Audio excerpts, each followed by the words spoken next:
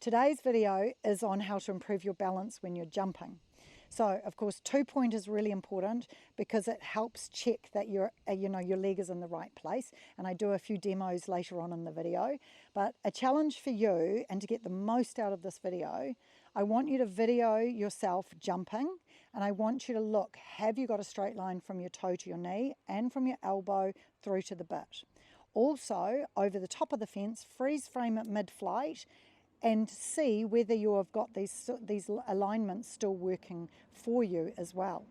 So the beauty of being on my mentorship program KMP is that you get to send me your video and I will critique it, and I'll tell you whether your leg's in the right place, and I'll be able to help you sort that leg out and get the balance.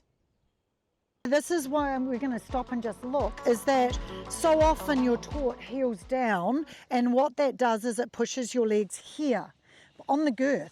Horse can't feel your legs on when your leg is there, but also what happens is that it starts to make you drive with your hip. So then you create an aggressive driving aid, which then makes your horse run, and then you end up pulling more. Whereas if we try to think, weight on the inside of your thigh, down through the inside of your calf muscle, into the balls of your feet, toes slightly out to give you elasticity with an elastic heel, this gives you balance. From balance gives you stability, and from that stability the horse knows exactly where you are and he builds confidence in you. From here it means that your leg's nowhere near his side, so when things get a bit sticky you're not going to put your leg on, you're just going to panic, yeah? Whereas this feeling here is building a strong base for your whole position to balance on. And another little trick is that if you find it really hard to not get this leg here, another little analogy is, as I always say to the students, feel like you're kneeling down. So you're dropping the weight into the front of the thigh and into the knee so that the weight presses here, and then this leg can fold underneath you. Because when it's so ingrained in your neural pathways that this is where your leg should be, it's a very different way that you use your thigh. So we're trying to keep elastic hips, the weight dropping down into the front of the thigh, into the balls of your feet, and then relaxed and strong through your lower leg. When we look at the rider mid-flight, and we're going to get her to jump a couple of little fences just so we can put it in slow-mo so you can see, is that when we fold over the top of the fence, you're still keeping the weight down in the balls of the feet and relaxed into the heels, but then we're sliding the hand forward, we're touching the mane sort of like a quarter of the way up the neck, and then we release down into the elbow. And if you think about the release into the elbow, that's what's creating the fold of the upper body. Then you push up off the neck and bend into your elbows, and then you ride away from the fence. And again, demo it as well. It's slide, touch the crest, release the elbow. And remembering that the head is heavy, it weighs sort of like 5 or 6 kgs. So if you keep your chin up as you fold, you're keeping the core engaged. If you drop the head down, you're more likely to round in the spine. And so therefore, as soon as we get a weak core, you're more likely, I don't know whether you guys just saw that, but the leg naturally folded out here because the core went soft. So it's this whole thing of these little tips mean that it gives you that sense of balance and security, and therefore confidence, because there's nothing worse than jumping a fence and feeling like you get flung out of the saddle.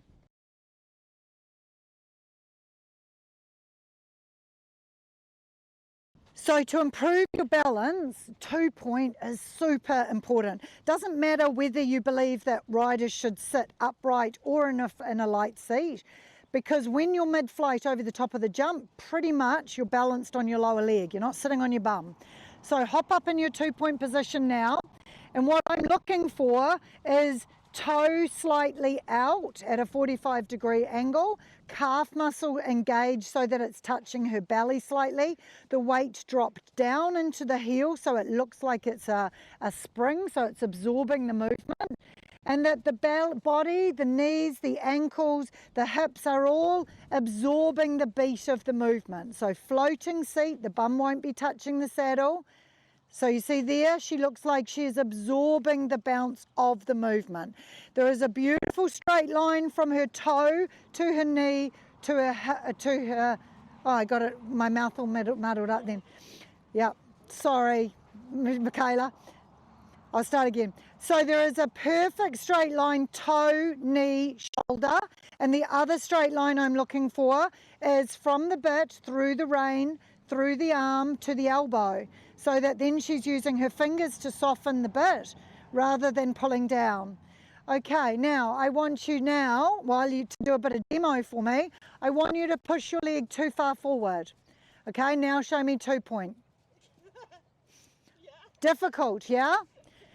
So if you ride a horse that is strong or that stops a lot, you will end up with a defensive leg like this. And you can see straight away from her laughing that she was like, I can't stay there balanced. Now I want you to fold the legs too far back. Yeah, good, excellent. So you can see basically your lower leg is the foundation of your house.